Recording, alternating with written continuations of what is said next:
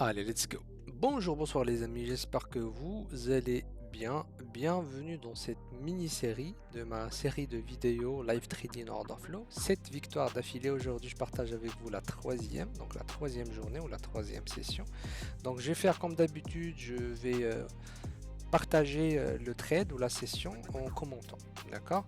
Petite remarque, ce trade, il correspond au mercredi. Donc, je vous disais que j'ai pris le trade précédent le mardi et ce trade-là, c'est le mercredi. Ça, c'est la première remarque. La deuxième remarque, l'enregistrement, quand j'ai eu le signal, etc., je me rendais compte que une fois que j'ai ouvert la position, l'enregistrement n'était pas encore activé. Donc ce que j'ai fait, c'est que je l'ai démarré tout de suite, juste après avoir ouvert la position, raison pour laquelle vous arriver pile poil avec la prise de position. Mais ça, c'est pas un problème.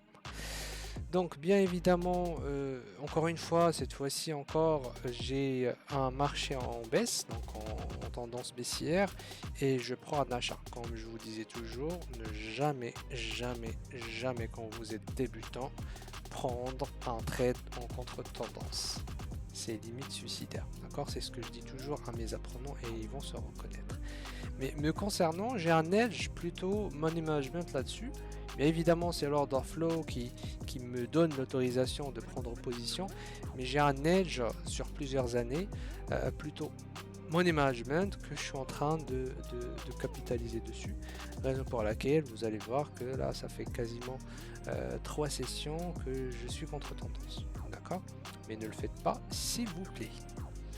Donc là, je suis en buy, je suis en train de perdre un petit chouïa, mais le marché il fait du surplace autour de ma prise de position. Mais ça commence à prendre de l'ampleur doucement, mais sûrement. Comme d'habitude, toujours un stop loss et un take profit pour sécuriser. Vous allez voir que j'ai exactement la même façon de gérer. Je ne change rien à ma gestion. C'est d'ailleurs la raison pour laquelle on conserve notre edge. Si tu veux conserver un edge, tu changes pas ton équipe. Parce que un edge, déjà, il est basé sur des données, sur des données objectives. Tu peux pas du jour au lendemain le changer juste parce que tu te sentais mal ou tu avais un problème avec ta copine ou je sais pas quoi. D'accord? Donc très important, on change jamais une équipe qui gagne.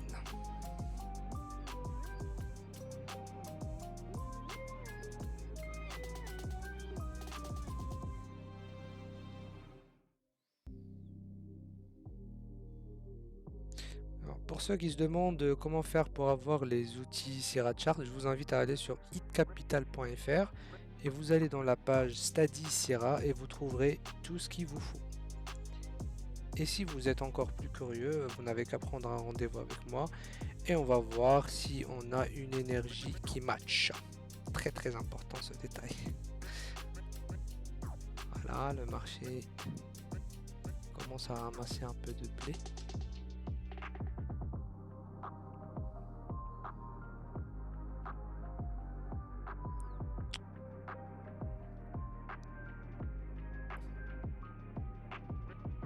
Voilà, là j'ai sécurisé les premiers lots, donc là je suis tranquille.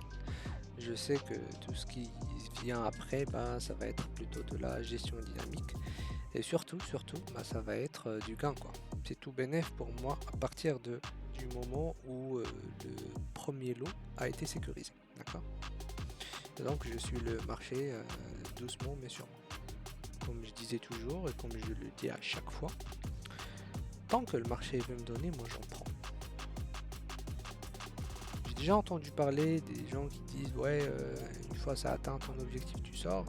Oui, mais si ça le dépasse, pourquoi je vais sortir? Si le marché il veut me donner 1000, pourquoi je vais prendre que 300? En fait, c'est comme ça comment il faut voir les choses, parce que peut-être c'est la journée qui va faire en sorte que ta semaine elle sera faite ou même ton mois, quoi. Il y a des fois des super journées qui viennent comme ça, tu peux pas les rater juste parce que tu as un take profit qui te dit bah non, tu peux pas dépasser 500 $ par jour.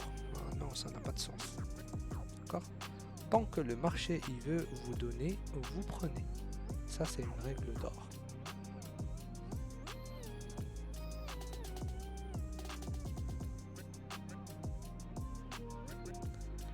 Donc voilà, je suis mon marché tranquillement. Doucement mais sûrement. Et je crois là ça va me sortir. Ouais, voilà. Et donc sur ce trade là, et d'ailleurs j'ai pris un seul trade et je suis parti sur cette session, j'ai fait 18 points, c'est l'équivalent de 72 ticks.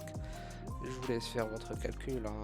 En micro ou en e-mini, bah, ça fait quand même un sacré gain si on cumule bien évidemment avec les gains des deux dernières sessions. D'accord?